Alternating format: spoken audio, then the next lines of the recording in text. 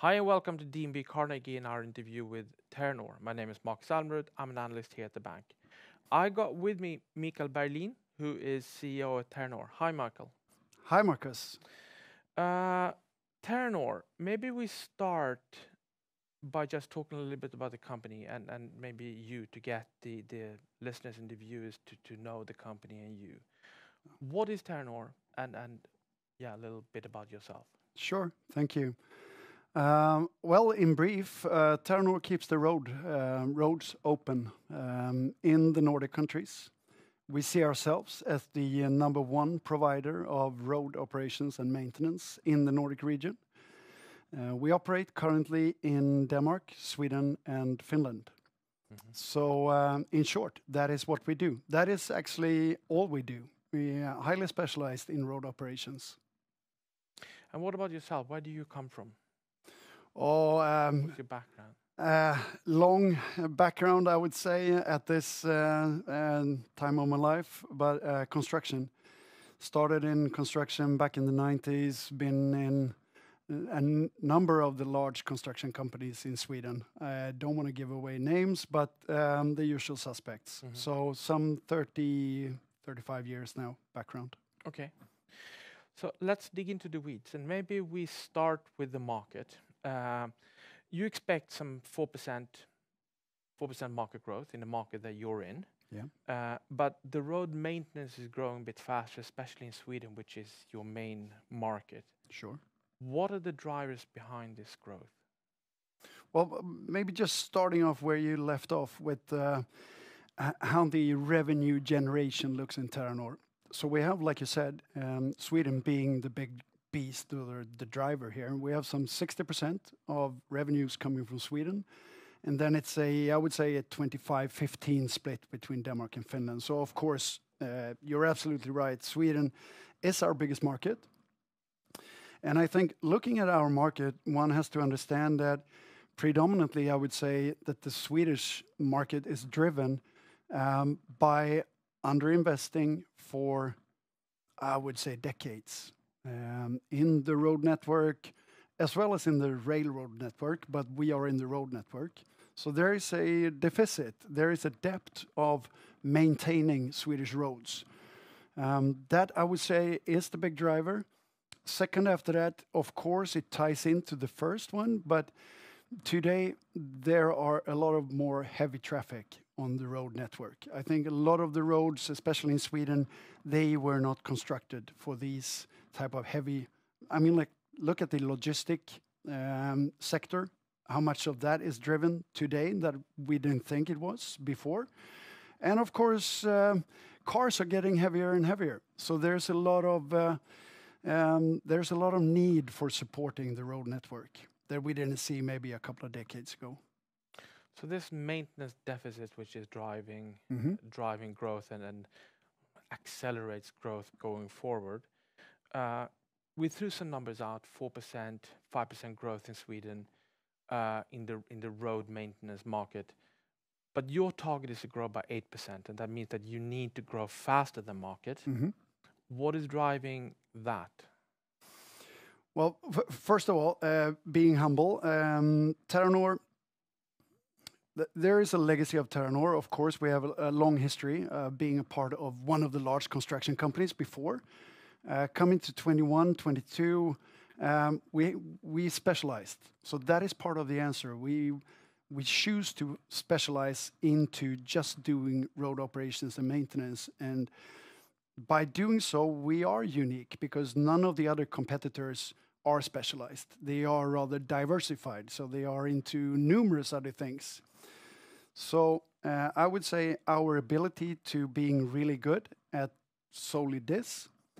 Then also looking at the history, I mean, coming back the recent 3 years, we have organic growth in the 20s. So 20% CAGRs over the last 3 years.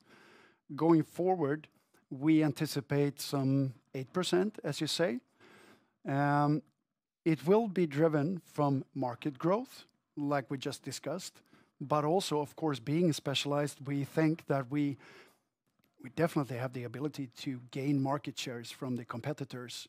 So I would say market growth and our ability to outcompete competitors.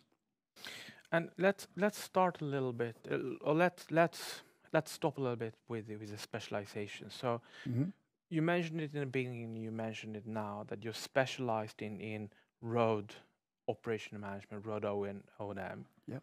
Why is this important? Why is it so important to be specialized?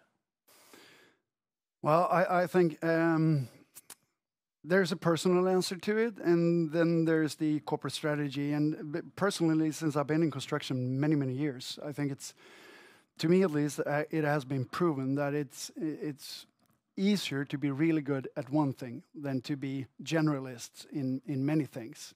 And ultimately, since we are in a price competition market, the industry that we are in, it's price competition.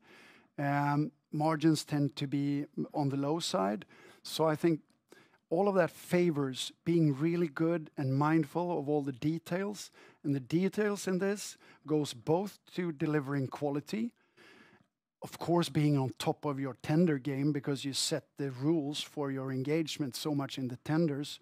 So your entire operations, and I mean literally entire operations, from the HR people to the controllers to the site managers actually doing the work out there, all of our blue-collar staff, being specialized gives us the ability to be better, to deliver higher quality at a better pricing than the competitors.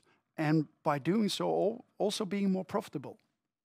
And you have quite a well-functioning process for tendering, because everything here is about tendering. I mean, everything is out for tenders. So to do the math right is critical in terms of keeping the profitability, and we'll come back to this. Yeah. First of all, let's talk a little bit about that process. And is it how tied is it to specific people, and how important is the process? That is, what is the risk in all this?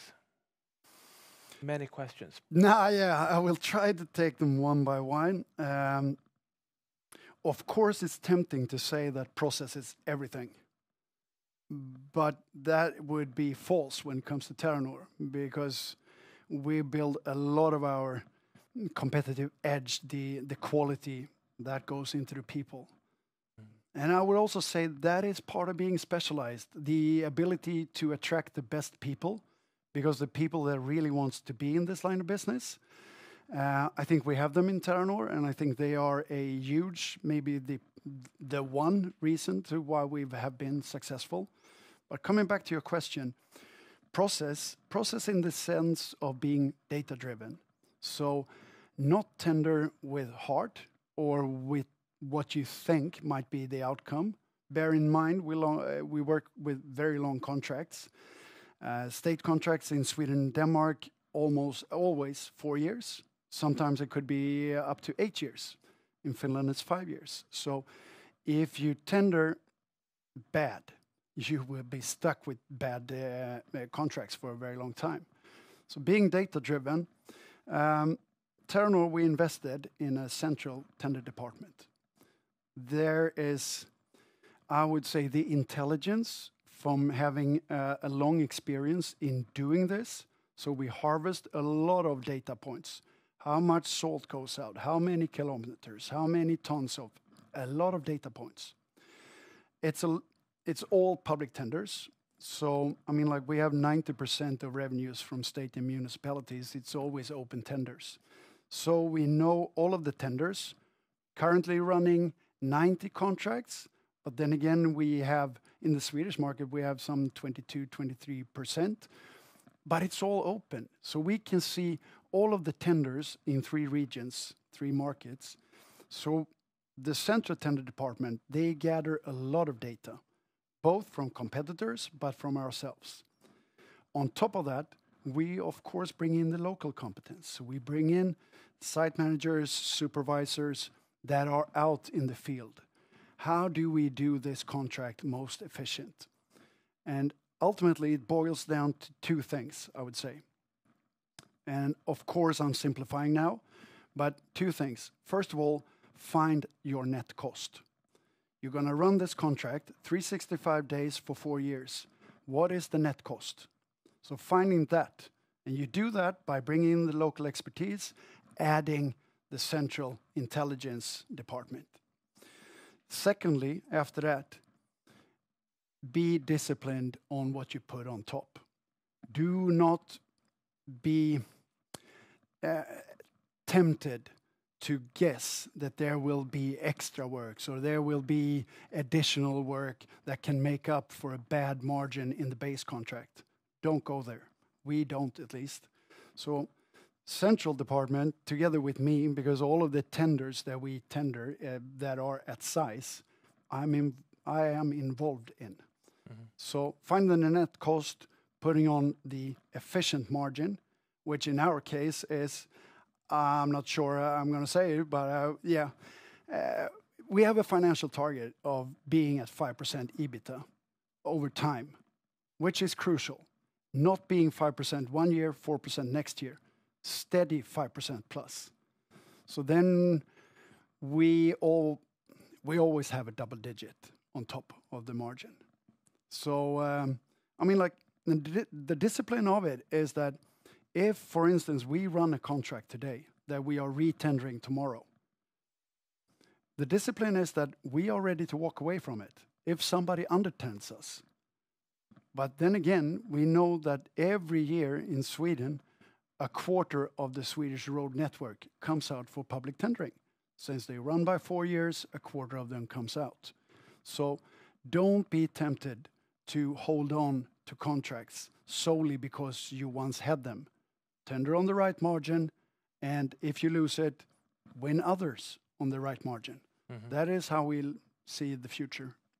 And if we take an example, we look at Sweden. So you went from 18 to 23 contracts in Sweden in the last tendering season. Yeah. What were the key factors making you increase by that much? Well, the short answer, what I just described. I started in Terranor last year, so part of what I'm saying now goes towards what happened before I joined. But Terranor invested in the tender department, the tender process, very, very early on. So this is a process that has evolved over time. So we have gained knowledge, experience, year by year by year. I think part of the reason why we were able to win 5 new ones is that we were disciplined, stick to the plan. We are disruptive in the way that we tender on everything that comes out. All of the state contracts, all of the larger municipalities, we do not let any of our competitors easily win because there is lack of competition. So that is why the investment in the tender department pays off. We can be disruptive, we tender on everything, but we do it on a solid margin on top of it. So so far it has proven to be the right way. And going forward, I think, well, we have a 8% growth target. I think it's reachable. Yeah, and for that you need to win new contracts, and this kind of trend needs to continue. And I guess it's the same reasons we just talked about why you would keep increasing the number of contracts that you will win. Yeah, definitely. And of course, the growth, market growth by itself, and like I said, every year new contracts comes out, just being better and better every year, always putting quality first. It's so easy in this business to go low on prices. Then you would end up with providing bad quality, and ultimately that would go to our client. Ultimately, it would go to the taxpayers in Denmark, Sweden, or Finland, and we would soon be out of business. Having a long-term horizon in this line of business, you need to put quality first, and I think that, of course, goes to pricing. So you can't go too low because then you would provide bad quality. What is the risk here? What is the risk that you will do calculations wrong and there will be some errors which will cost a lot? How would you discuss that risk? Well, to be quite frank, of course, there's. I should have put it. The contracts are long. You're expected to put in a lot of data. I came from tender season in Denmark that we just finished now in May, and for every contract we put in some 700 prices, line items. So it's not for anybody to just come in and tender.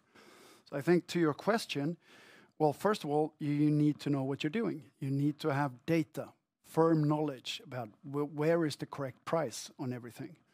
But boiling all of that down, I would say it comes down to predominantly two risks. Since we are using a lot of subcontractors, we need the subcontractors to work with us in the contracts for snow plowing, salt spreading. All of the trucks comes from subcontractors. So if we estimate the wrong price on subcontractors, and that eventually turns out to be somewhere else in the market, that's on us. So how you mitigate that? Well, of course, we bring the subcontractors early on in the tender phase. So we secure that we are right on the tender price. Then again, we also have a lot of data. We run 90 contracts, so we would have a very, very good opinion on what is the correct subcontract pricing. So I would say subcontract pricing mitigated but by what I just said. Secondly, I would say in our line of business, weather, winter conditions. That is the unknown. How we mitigate it? Well, we try to, not spoiling all of the internal strategy here, but of course, if you have uncertainties, you need to mitigate on the price side. So a lot more of fixed prices in the winter season, a lot more of variable prices in the summer season. So all of the things that we actually can have an effect by ourselves on, that would go variable prices more on the summer season. But yeah, I would like to take a pause there because this is, of course, this is trade secrets more or less. How you do the calculations in the tenders, where you put the prices. Like Denmark, 700 line items. In Sweden, it's 100, 120 line items.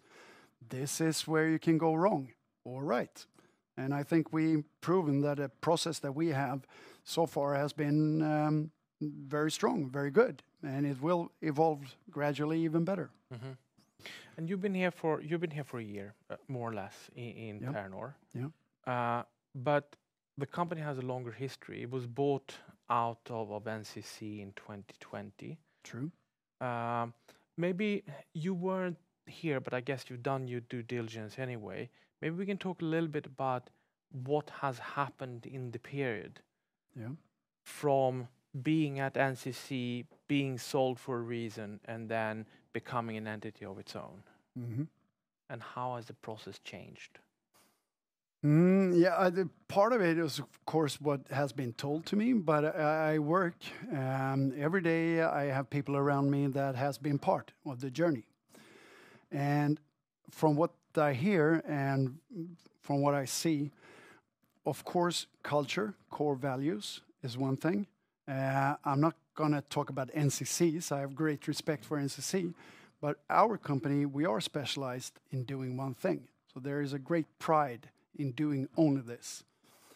I think it's easier to build that focused culture and core values towards one thing because all of the people in our company, they are here to do one thing. And doing this is what we put in the forefront. We put that on the pedestal. That is the only thing. So I think that is one. It goes to culture. It goes to our ability to attract and keep the really good people in the company. Secondly, I would say maybe that also bridges into specialization. All of the processes, from the HR processes to the very ISO, very technical processes, they are there for one reason.